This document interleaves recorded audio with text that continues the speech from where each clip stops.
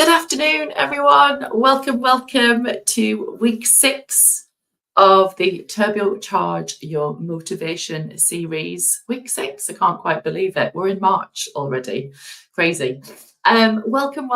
If you've been with me from the beginning, you'll know that we've been steadily working our way through the 7 M's of motivation framework, essentially to help guide you through how to maintain your motivation through working through your goals. And so I'm so happy to be here. I hope the sun is shining where you are. It's definitely spring. Feels like spring is blossoming more and more every day. So super happy about that.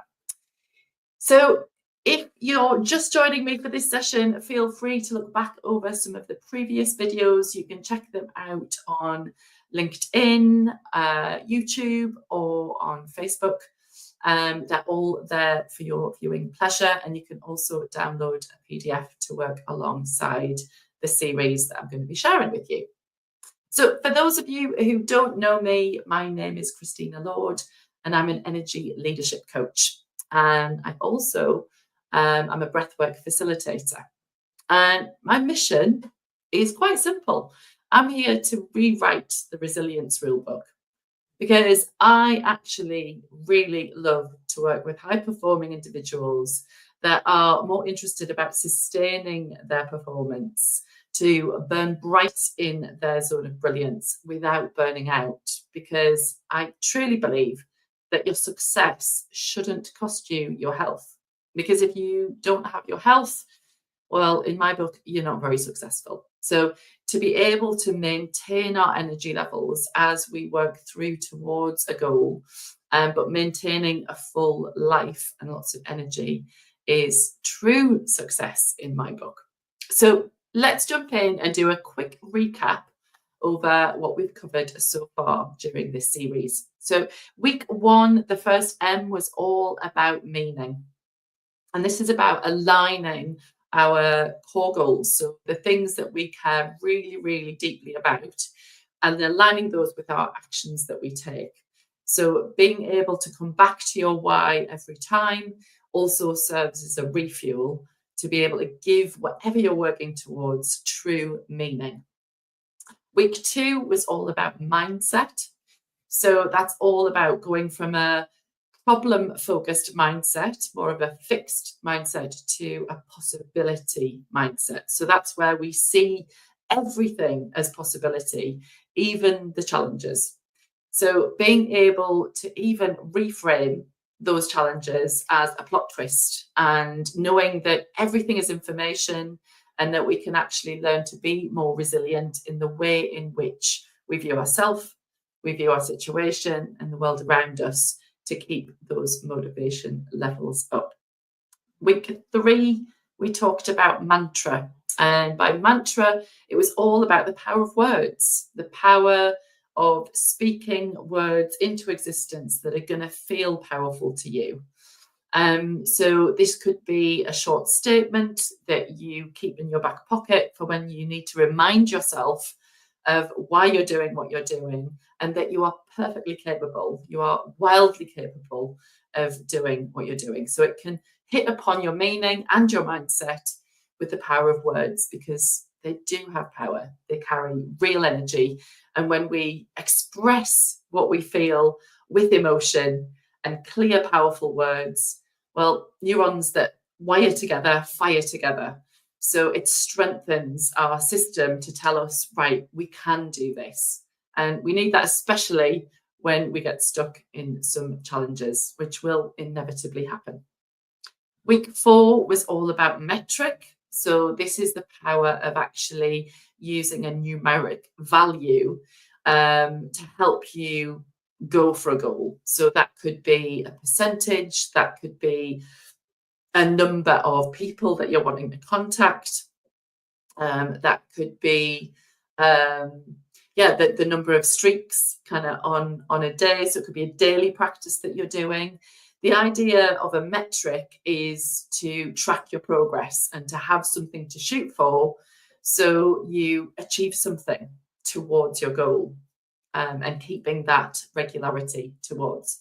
The other thing that we talked about with metric is it allows you to take the emotion out, because sometimes that is where we can get ourselves into a pickle, when we start to over emote about what's going on and why maybe we're not making those steps towards our goal that we want to make.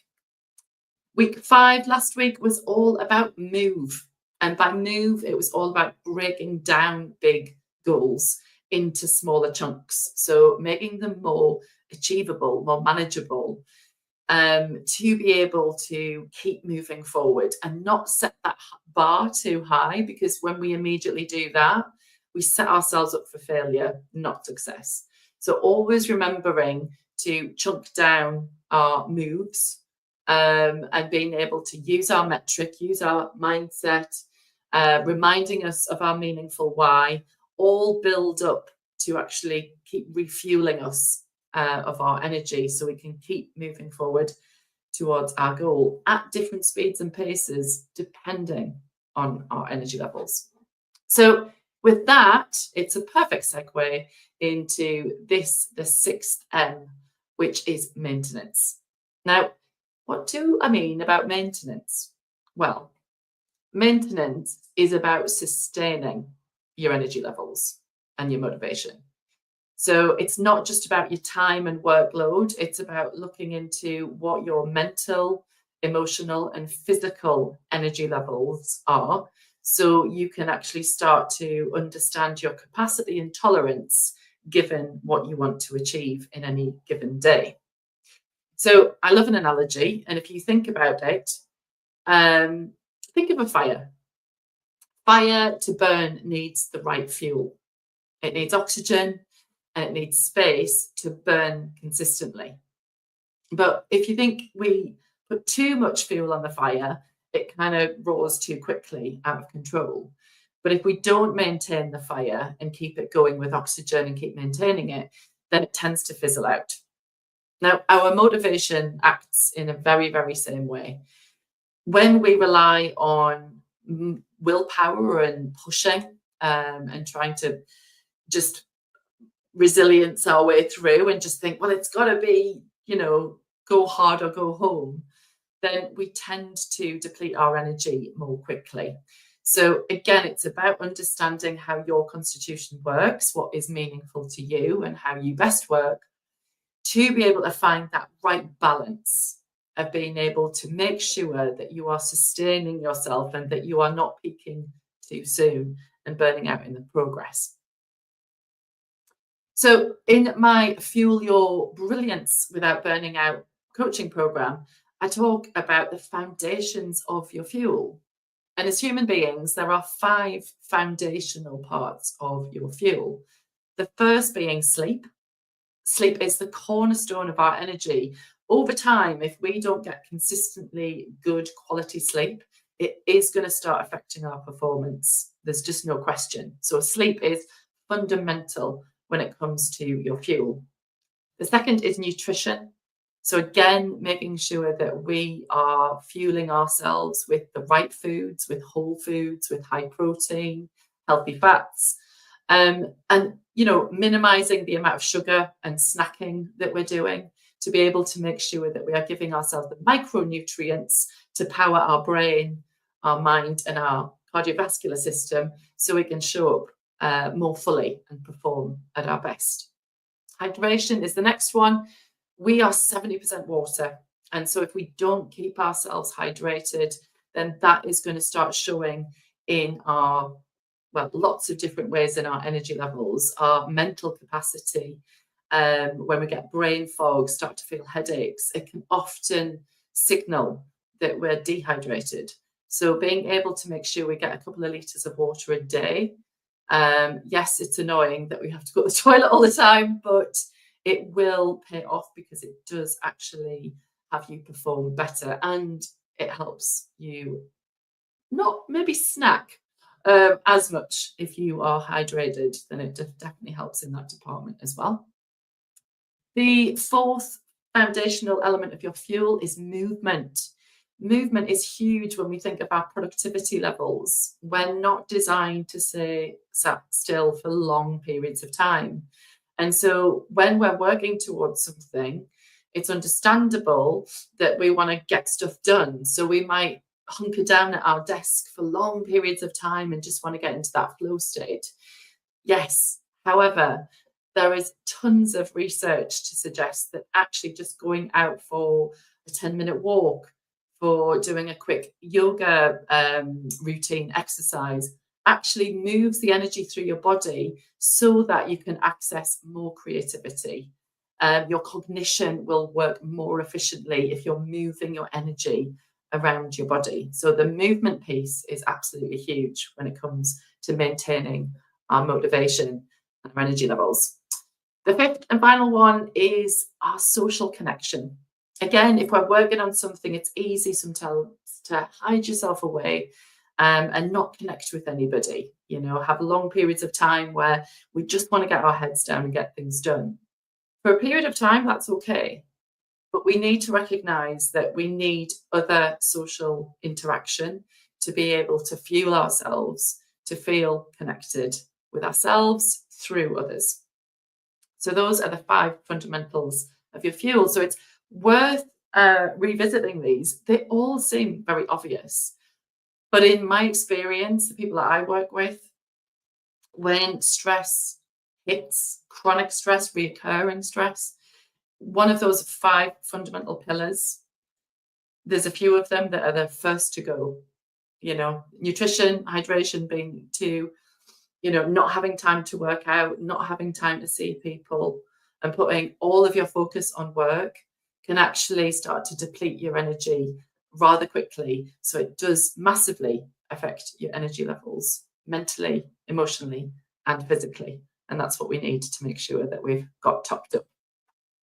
So if we think about how to maintain our motivation through our energy levels, what are some of the warning signs of poor maintenance that you need to look out for, which I've alluded to?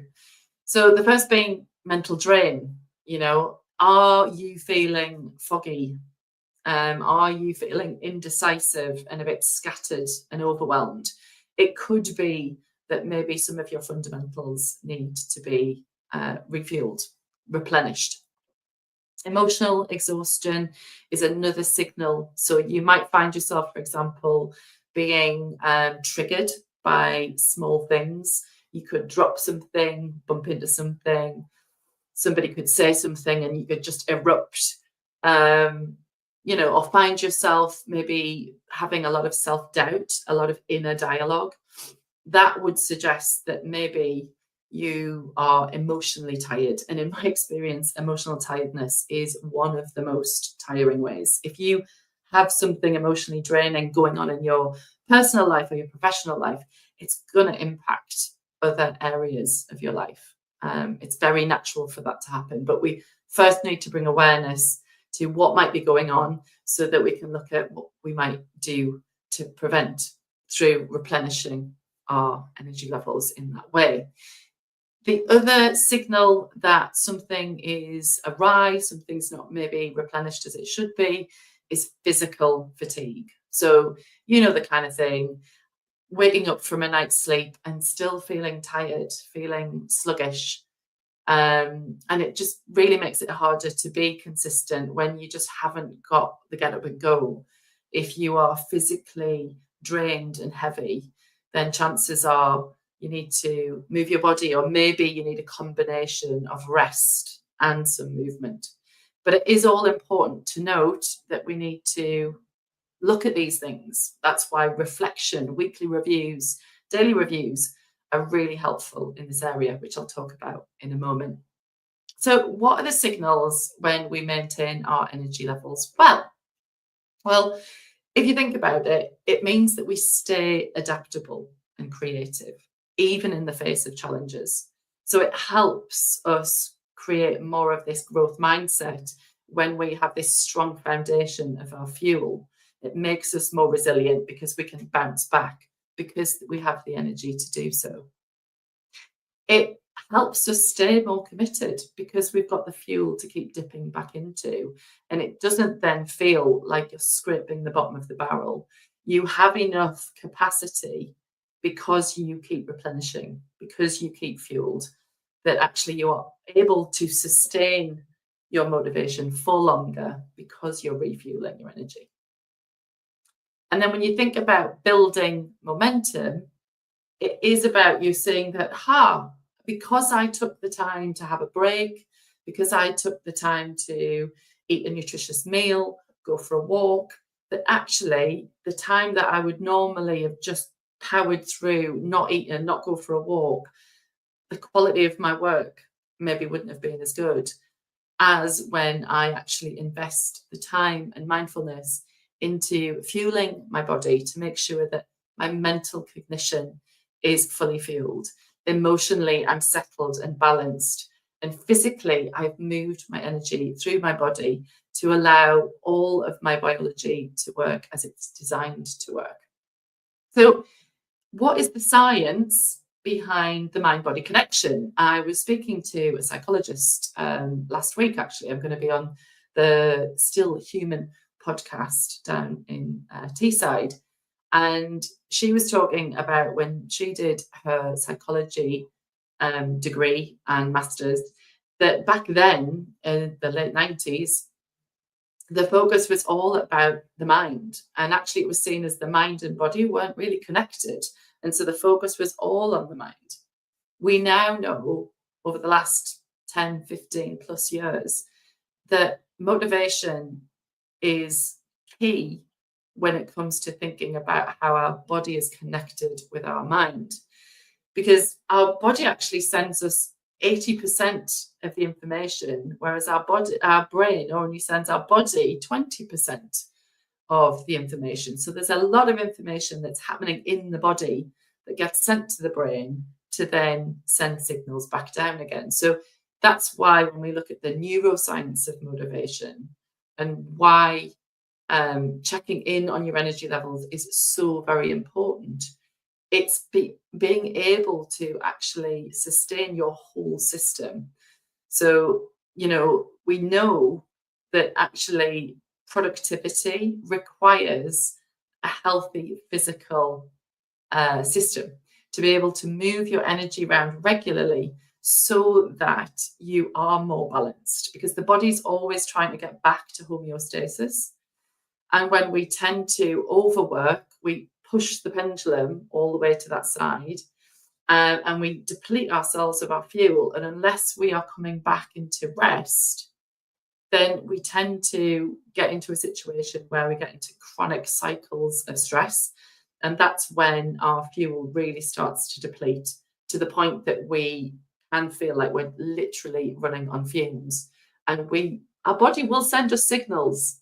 They will send us signals to tell us that things aren't happening at an optimal level, and that maybe our nervous system is getting jacked in more of a stress fight-flight response, as opposed to learning how to work with your central nervous system to be able to know when you can put the accelerator pedal down and drive through when your motivation and fuel is high. And knowing that when you're starting to feel depleted, you can listen to your body, respond, slow down, so that you can speed back up again. Makes total sense, right? So with that, what are some tips and tricks? What are some ways in which you can monitor your energy levels to be able to try and help you? So one of my absolute go-tos is a very simple system, which is your red, amber, green. So it's kind of a gauge. And this can be used individually. I love to use it in a group setting as well. So before a meeting, a lot of organizations I work with, we implement this as a practice to be able to share where people are energetically.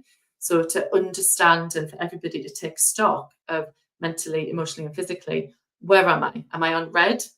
Am I low in energy? Am I amber? Am I somewhere in the middle? Or am I green, good to go? When we do that, we have the ability to then add collaboration, connection, and then create cultural possibilities within your organization or strength within yourself, that you are working with your body rather than against it, because we are checking in with it to asking, what are you fueled to do today? How can I help you be at your optimal level? And what is it I need to be able to do that? So the red, amber, green, or the percentages, so 100%, I'm on 100%, or I'm on 50%, or I might be on the 25% or lower. That gives you information, key information, that's going to help you understand your capacity and tolerance for how much you're going to get through today.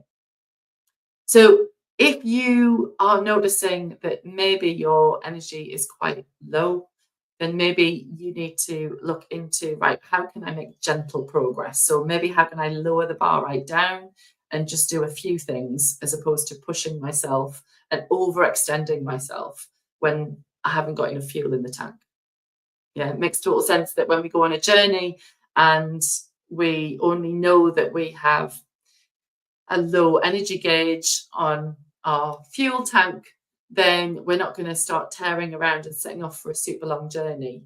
We know that, okay, I've got this much fuel, this is how much I can achieve today. And then make the decision to refuel as and when you need to. Conversely, if your energy is high, then obviously that it means that you are brimming with energy. So maybe you might choose to do some bolder tasks, some stuff that maybe takes a little bit more courage to be able to put yourself outside of your comfort zone, because that is something else to note when it comes to working towards your goals. You are going to go through your different growth zones. You are going to go through comfort to fear to growth, and then out the other side, and then continue the cycle. And when we start something, it tends to take a lot of cognitive energy. Well, depending on what your goal is, it might take a lot of physical or emotional energy, but chances are it's going to take more. So you need to be mindful what you are learning, what are easy tasks that you can do with your eyes closed that don't take a lot of energy, and what are those ones that you need more fuel in your tank, more ability to focus, so that you can actually start to move the needle on what you're doing. So an example here is someone who I've worked with. I remember you would definitely put her in the hyperachiever bracket, very driven, full of energy normally. But what was happening is she would hit a bit of a lull by 4 o'clock. So what we did was we addressed, okay, where are your peaks of energy? Are you a morning person? Are you an evening person? It actually, for her, she was a bit of both. So she found a thing that really worked for her was actually taking a break in the afternoon, moving her body and doing some social connection things. So then she could come back in the evening and do that last push of things that she wanted to work with. So again, that's what's beautiful about all the hybrid working that we're doing. We're adding in more flexibility to understand what type of tasks we're going to do at what point in our day, and how we're going to put little refueling activities into your day so that it enables you to perform in your natural flow state. So another tool I love to use, obviously as a breathwork facilitator, is changing the way that you breathe. And naturally, if your energy is quite low, you might want to use your breath and certainly use your diaphragm. So that's the dome muscle that sits underneath your ribs. And when we breathe with that, when you breathe out, you should feel your ribs expand. So when you inhale, you should feel your breath expand. And when you exhale, you should feel your ribs come together. So when you have that movement, expansion and contraction of your ribs, you know that you are flexing your diaphragm. Your diaphragm is possibly the most powerful energy shifting muscle in your body. It allows you to get out of here, or if you're feeling scattered, into your body, so you can actually start to work with different paces and rates of breath, so you can be energized and calm. So you could do a simple practice like breathe in for 4 counts, hold at the top of the breath for 4, and then out for 8 counts through the mouth, that will energize but also calm your system. When we breathe in sharply, we quicken up our heart rate and our blood pressure. But when we slow down our exhale, we slow down our heart rate and our blood pressure. So we can actually play it like a seesaw, play with the breath, find out what your sweet spot is, and be able to energize yourself from the inside out. You have the tools to do that. So that's a lovely go-to breath that I can use if I'm maybe finding myself getting a little bit scattered, not able to focus. There's quite a few different styles of breathing that you can try, but the in for 4, hold for 4, out for 8 is a really accessible one. What's next? Yeah, so it's all about working with your energy and not against it. So again, by checking in with yourself, you can actually start to address, okay, where are my bursts of energy? And what have I got on this week? You might have a number of networking events, presentations to give, a lot of people-y time where that might deplete your social battery. So how are you going to plan the rest of your tasks when you know that that's probably going to take a lot out of you? So are there days that you can actually have time where you are spending it alone, you are getting your head down to be able to get some real work done to counterbalance the very active outside, meeting lots of people and generating a lot of energy? Again, it's about viewing and planning your week ahead so that you know, are you going to have a socially heavy week, or maybe you're having a solo focused heavy week, and be able to kind of think, right, how can I actually balance this? And this is why I created the fuel model, so you can understand your foundations, you can uncover what's going on, equip yourself with tools like breath, like movement, like mindset reframing, to be able to leverage what you need to do in that particular week. Because this holistic model is designed to empower you so that you're working with your system and not against it. So to recap, we've talked about why maintenance is key over the long term, to maintain our motivation, to make sure that we are refueling and rejuvenating our system. We talked about the science behind energy and motivation, because it's far beyond just mindset. It is about tuning into the body and understanding our levels of mental, emotional, and physical energy capacities. Then we talked about how to monitor and manage your energy levels for sustainable success. So things like being able to know when you naturally have more energy, be it in the morning, the afternoon, or the evening, and when you can pepper in these refueling activities around your working day so that it actually helps support you. Checking in with things like the red, amber, green system allows you to be able to work with your body and not against it. So the next steps here are being able to check your energy levels daily. So being able to increase your level of awareness, to keep checking in and to not ignore the signals that your body is sending you.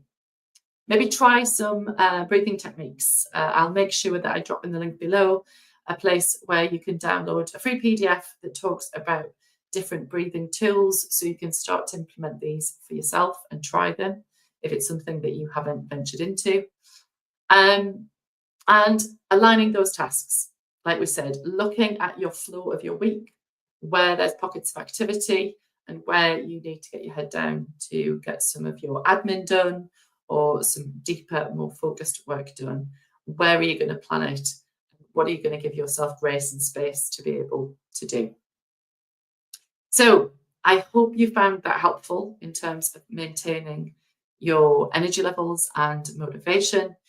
All of these key areas have an interplay. They all stack up as a whole system that works together like an ecosystem to help you be able to perform at your absolute best. Because, like I said, The old way of resilience is to white knuckle your way through life and to keep pushing yourself through whatever goal you're working towards. I think we all can say that a truly successful life is a happy, healthy life where we actually, yes, get things done, achieve our goals, but not exhausting ourselves in the process, because burnout should just not be a thing. I think we need to eradicate pushing ourselves far too hard and be able to bring in more compassionate curiosity to help us navigate things that are outside of our control, because outside of our working day, there are things that are going to crop up that are going to sideswipe you. They're going to pull the rug from beneath your feet, and they are going to affect the way that you think, the way that you feel, and your behavior. And by bringing some awareness to what works, knowing what works and knowing what doesn't, we can start making more intentional, conscious decisions to maintain and protect this beautiful body of ours. So, wishing you all a great rest of your week. If you're curious to chat about energy leadership, breathwork, I'm going to be sending out some more information about some of the lunch and learns I'm offering in these areas around stress management and resilience, and importantly, burnout prevention. So whether that's something in your organization or you personally, or in, I do a lot of events with groups, with charities and other areas. It's information that is highly accessible, highly interactive, and it's stuff that we just need to know as human beings for well-being and performance. So have a great week. I will see you next week, next Tuesday, for the 7th week, and that's going to be where we wrap up and look at everything we've covered and talk about how we can move forward on that basis.